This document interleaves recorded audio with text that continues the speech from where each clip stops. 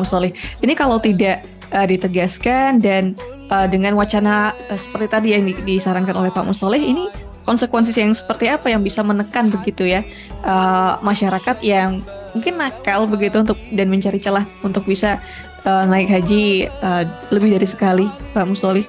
Kalau menggunakan sistem resmi, Mbak, ini agak sulit atau dia mendekati mustahil lah sebetulnya. Kenapa?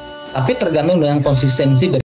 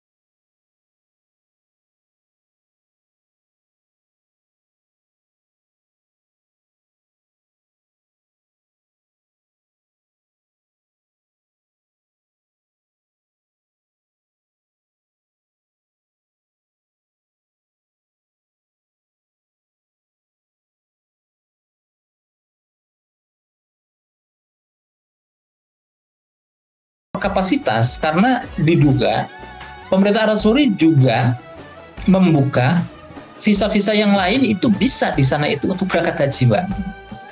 Bisa ziarah, visa ummal itu bisa gitu ya. Sehingga apa?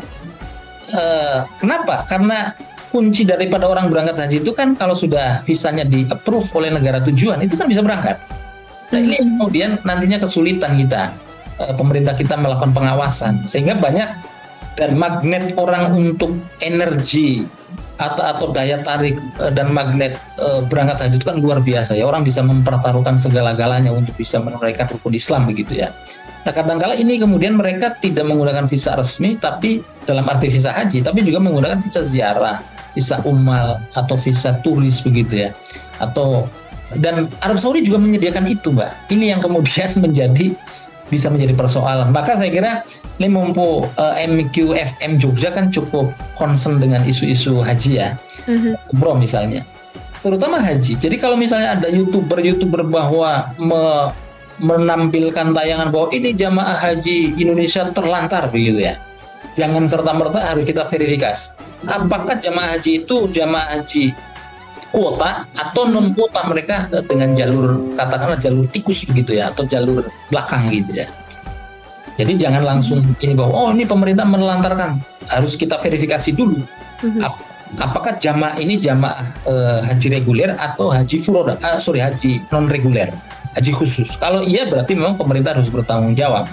Tetapi kalau dia ternyata visanya visa mujamalah atau haji furoda atau bahkan menggunakan visa-visa yang lain, maka itu sebetulnya di luar tanggung jawab Kementerian Agama. Yang bertanggung jawab nanti adalah Kementerian Kemenlu karena perlindungan terhadap warga negara, tapi karena di luar itu saya kira hal-hal tantangan ke depan, Mbak. Nah saya sedikit agak bergeser, analoginya adalah seperti sekarang yang sedang rame, Mbak, itu adalah umroh mandiri atau umroh backpacker ya.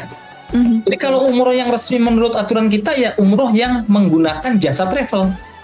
Tetapi dengan kemudian Arab Saudi itu memberikan kemudahan sedemikian rupa kepada masyarakat muslim dunia untuk umroh, itu bisa transit. Misalnya saya mau ke Turki, mampir dulu ke Arab Saudi umroh, boleh nggak? Dapat nggak visanya? Boleh. Kemudian ada penduduk Arab Saudi yang ingin mengundang temannya di Indonesia, misalnya di Parung misalnya, atau di Jogja untuk berangkat haji, boleh nggak? Boleh. Kemudian ngurus visa, ngurus tiket pesawat, ngurus penginapan di Arab Saudi itu tidak perlu travel lagi, Mbak. Sekarang bisa langsung lewat aplikasi Nusuk itu. Nusuk bukan nusuk bahasa Indonesia, nusuk orang kan. Nusuk bukan. Nusuk ini bahasa Arab. Nama aplikasi. Gitu ya. Itu kita bisa langsung direct pesan ke sana, Mbak. Ini yang kemudian akhirnya menjadi kegelisahan di kalangan pelaku usaha travel yang yang kemudian bisa mengancam bisnis mereka dan bisa gulung tikar, Mbak. Ini saya kira hal-hal yang, jadi kemudahan-kemudahan yang diberikan Arab Saudi itu juga makanya harus segera diantisipasi oleh pihak berwenang di sini, termasuk soal umrohnya, termasuk soal hajinya, gitu kira-kira, Mbak. Kenapa? Karena tujuan daripada